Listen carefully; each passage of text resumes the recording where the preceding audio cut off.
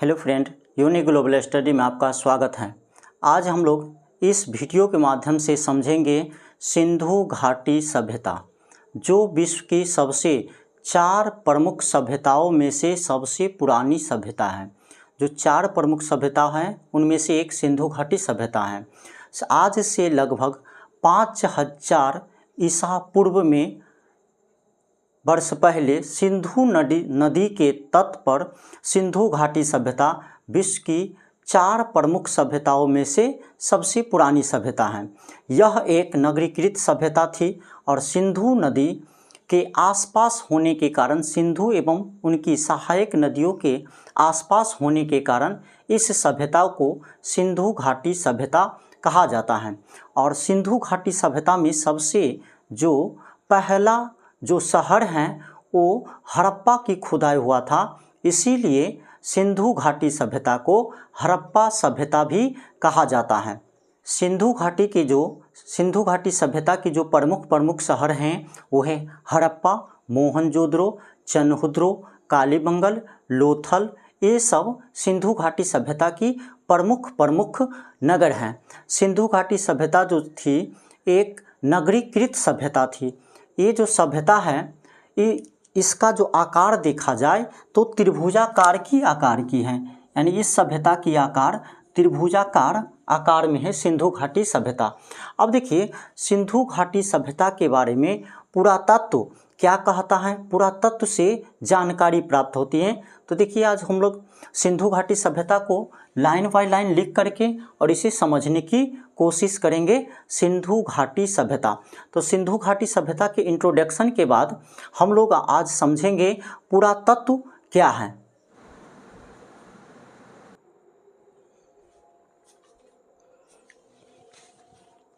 देखिए दोस्त, यहाँ पे जो है सिंधु घाटी सभ्यता, तो आज से लगभग 5000 वर्ष पहले सिंधु नदी के तट पर सिंधु घाटी सभ्यता विश्व की प्रारंभिक 4 सभ्यताओं में से एक थी।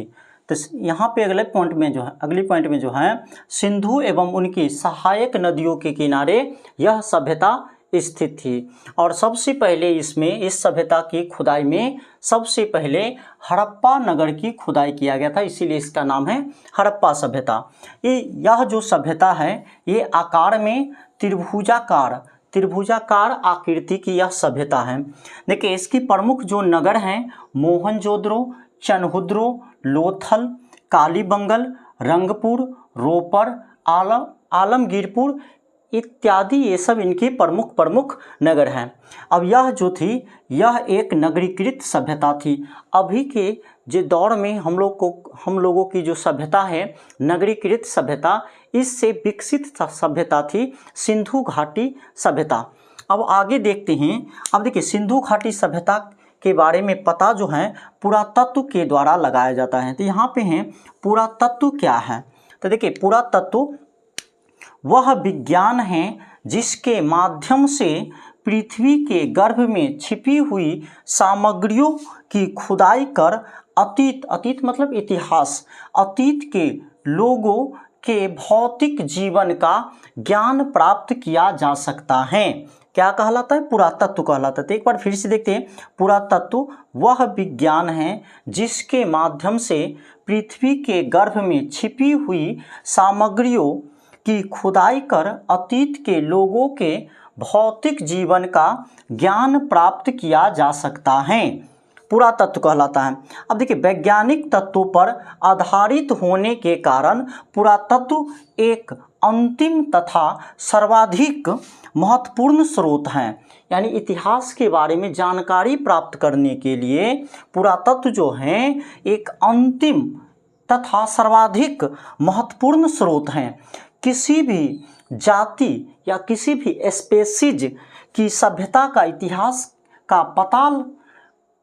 इतिहास प्राप्त करने का पुरातत्व सर्वप्रमुख साधन है। यानी कोई भी स्पेसीज हो, कोई भी जाति हो, उस सब के इतिहास के बारे में जानकारी प्राप्त करने का पुरातत्व सबसे महत्वपूर्ण स्रोत में से एक है। यानी इसी के माध्यम से पुरातत्व के विषय में जानकारी प्राप्त किया जाता है। आगे हम लोग समझते हैं कि पुरातात्विक उत्खनन क्या होता है। पुरातात्विक उत्खनन कैसे कैसे इसमें उत्खनन किया जाता है इस चीज के माध्यम से।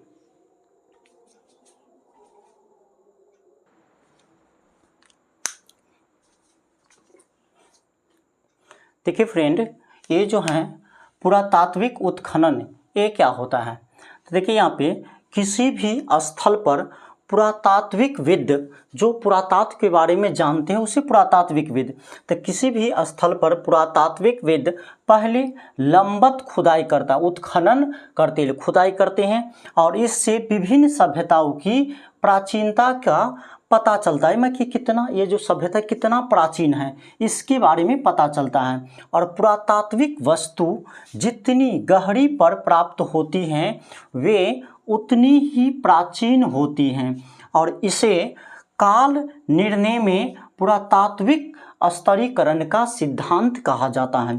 तो फिर से समझिए एक बार, किसी भी स्थल पर पुरातात्विकविद पहले लंबत उत्खनन करते हैं और इससे विभिन्न सभ्यताओं की प्राचीनता का पता चलता है। पुरातात्विक वस्तु जितनी गहराई पर प्राप्त होती हैं वे उतनी ही प्राचीन होती हैं। इसे काल निर्णय में पुरातात्विक स्तरीकरण का सिद्धांत कहा जाता है। अब देखिए पीट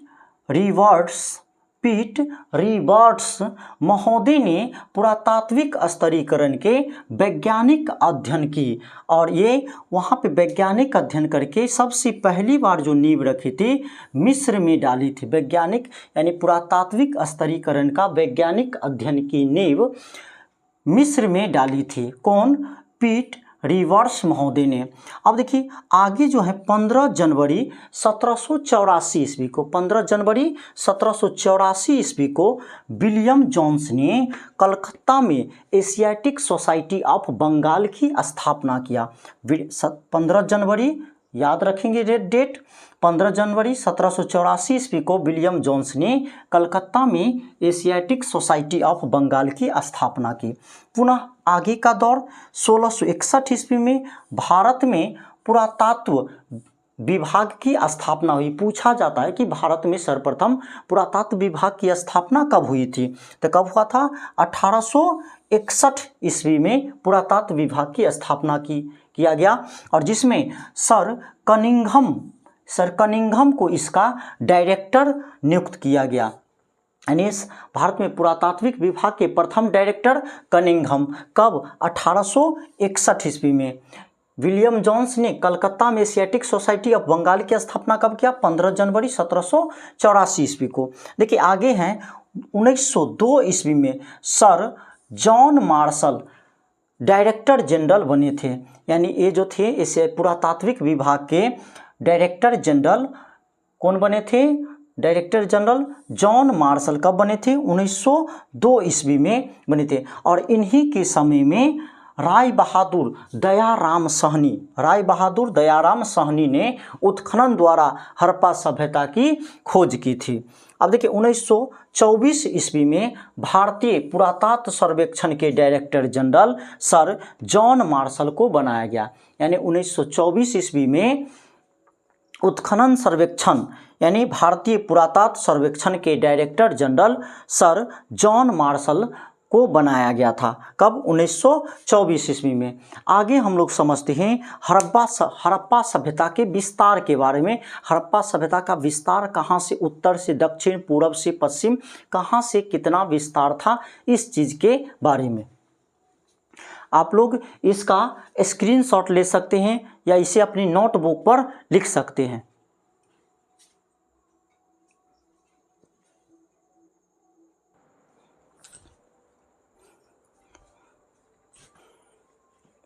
देखिए दोस्त, आगे समझते हैं यहाँ पे हड़प्पा सभ्यता की विस्तार। तो देखिए हड़प्पा सभ्यता की खुदाई जो है यहाँ पे देखिए रंगनाथ राव महोदय के अनुसार हड़प्पा सभ्यता का विस्तार जो है ये पूरब से पश्चिम की ओर 1600 किलोमीटर है। पूरब से पश्चिम यानी इधर से इधर की ओर 1600 किलोमीटर, उत्तर से दक्षिण की ओर 1100 किलोमीटर था।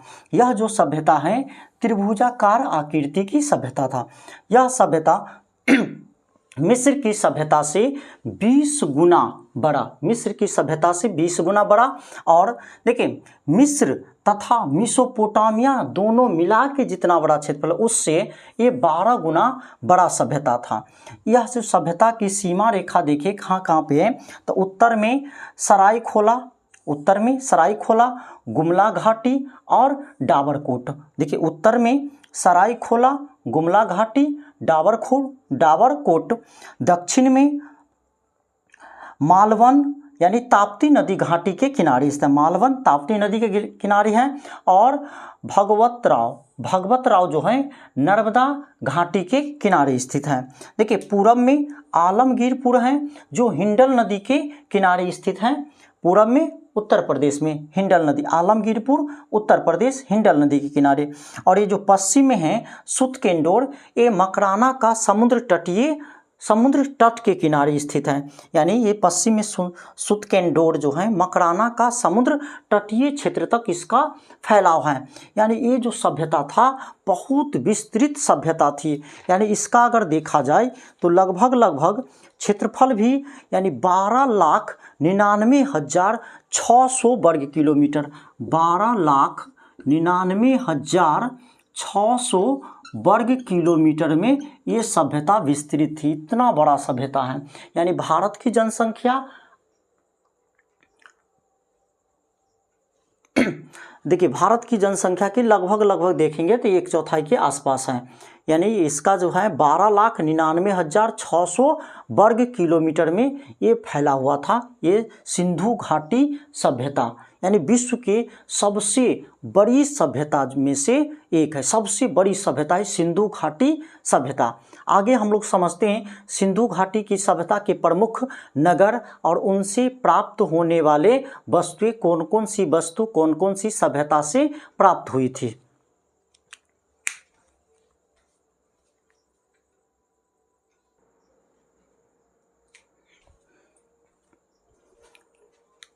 देखिए फ्रेंड, आगे जो है यहाँ पे मोहनजोदड़ो से यानी हड़प्पा नगरों से प्राप्त वस्तुएं। तो सबसे पहले इसमें मोहनजोदड़ो जिसके सिंधी भाषा का मोहनजोदड़ो जो है सिंधी भाषा का शब्द है जिसका अर्थ होता है मृतकों का टीला। और यहाँ से जो प्राप्त होने वाली वस्तु हैं ये है 1398 मोहरे, पुजारी का सिर, मोम के खांचे, कांस्य की नर्तकी यानी डांसर, कांसा धातु की डांसर, सभागार यानी मीटिंग करने वाला हॉल, सीप का पैमाना मापने वाला पैमाना, सूती कपड़े, पानी का जहाज, हाथी का कपाल एवं शिलाजीत। हाथी का कपाल, शिलाजीत। देखिए गाड़ी के पहिए, मिसोपोटामिया की मोहरे, दाढ़ी वाले मनुष्य का यहाँ पे तस्वीर मिला, दाढ़ी वाले मनुष्य का तस्वीर है। हाथी दांत की तराजू जो डंटी होता है वो चीज़, हाथी दांत का तराजू। और पशुपति की मुद्राएं, पशुपति यानी भोला शंकर महादेव की मुद्रा वाला मूर्ति यहाँ से प्राप्त हुई। ये सब प्रमुख वस्तुएं सिंधु यानी मोहनजोदड़ो से प्राप्त हुई हैं। अब देखिए अगली है हड़प्पा, जो सबसे पहला जो खुदाई किया गया था हड़प्पा। तो हड़प्पा से कौन कौन चीज़ प्राप्त हुआ है?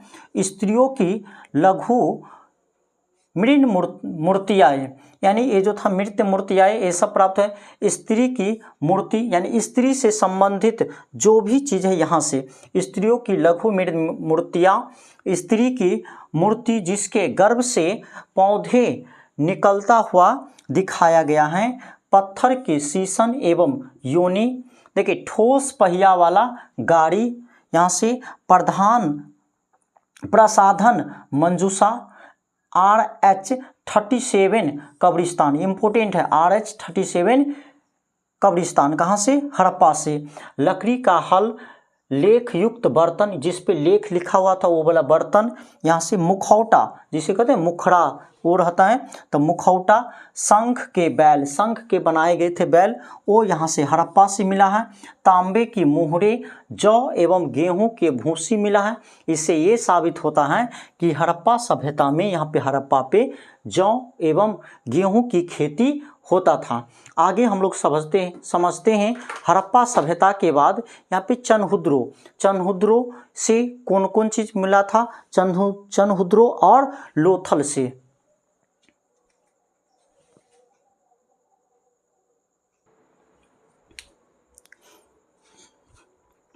देखिए फ्रेंड, आगे जो है यहाँ पे चनहुद्रो से क्या क्या चीज़ प्राप्त हुआ है? मानक के बनाने का कारखाना, मानक यानी हीरे मोती जो बनाए जाते थे, गहना जेवरात, उनके कारखाना चनहुद्रो से। अलंकृत हाथी, यानी सजा हुआ हाथी मिला है। स्वान मिला है यहाँ से। पीतल की बर्तन, लिपस्टिक, तराजू एवं बैलगाड़ी, ये सब चनहुद्रो से प्राप्त हुआ है। लोथल से देखिए फारस के मोहर, फारस जो देश है वहाँ के जो मोहर थे वो सब प्राप्त हुआ है। धान एवं बाजरे की खेती के प्रमाण यहाँ से, कहाँ से? लोथल से। धान एवं बाजरे की खेती के प्रमाण लोथल से प्राप्त हुआ है। आटा पीसने, जब धान एवं बाजरा है तो बाजरा को पीसने के लिए क्या चाहिए? चक्की चाहिए, पत्थर की चक्की, जिसे जत्ता कहते हैं। तो आटा पीसने वाली चक्की भी लोथल से प्राप्त हुआ है। हाथी के दांत का पैमाना लोथल से। कुत्ते की मूर्ति और 3 युगल शवाधान, ये सब लोथल से प्राप्त हुआ है। अब देखिए कालीबंगा से, तो कालीबंगा से यहाँ से अग्निकुंड, त्रिभुजाकार वाला ये अग्निकुंड, बेलनाकार मोहर, अलंकृत फर्श यानी सजा हुआ यहाँ पे फर्श, तांबे के बैल की मूर्ति मिला है। लकड़ी की नाली, जिसे पानी ले जाते थे वो वाला लकड़ी की नाली, और नकाशीदार ईंटा, ये सब प्राप्त हुआ है कालीबंगल से। इसके अतिरिक्त हैं हल से जुते हुए खेत होने का भी प्रमाण कालीबंगल से, और भूकंप के प्राचीनतम प्रमाण कालीबंगल से प्राप्त हुआ है। आगे यहाँ पे बनावली वाला देखिए, बनावली में यहाँ से चक्राकार अंगूठी, वो जो अंगूठी होता था, ये तो चतुर्भुजाकार है, वो जो चक्राकार अंगूठी, नाक एवं कान की बालियाँ, मछली पकड़ने का कांटा, जिसे बंसी कहते हैं हम लोग बोलचाल की भाषा में, तो मछली पकड़ने का कांटा इस प्रकार से इसे रहता है, जे आकार में रहता है, तो मछली पकड़ने के कांटा,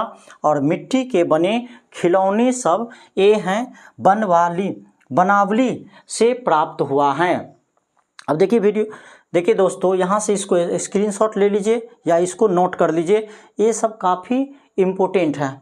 अब इसके आगे जो सिंधु घाटी सभ्यता का प्रमुख जो मुख्य बिंदु हैं, अगले वीडियो में समझते हैं। और इसी तरह से अच्छे एवं मज़ेदार वीडियो के लिए, जिसमें आपको पूरी तरह से समझ में आ जाए, यूपीएससी, बीपीएससी, बिहार दरोगा, एस्टेट, सीटेट, एसएससी, जीडी, किसी तरह का एग्जाम हो, उसमें बार बार पूछे जाने वाले प्रश्न सब उसमें आते रहते हैं। तो इस तरह से आप तैयारी कर रहे हैं, तो इसके लिए आप यूनिक ग्लोबल स्टडी चैनल को सब्सक्राइब कर लीजिए, ताकि अगली वीडियो का नोटिफिकेशन आपको 2.5 दिन पहुंच जाए। जय हिंद, जय भारत।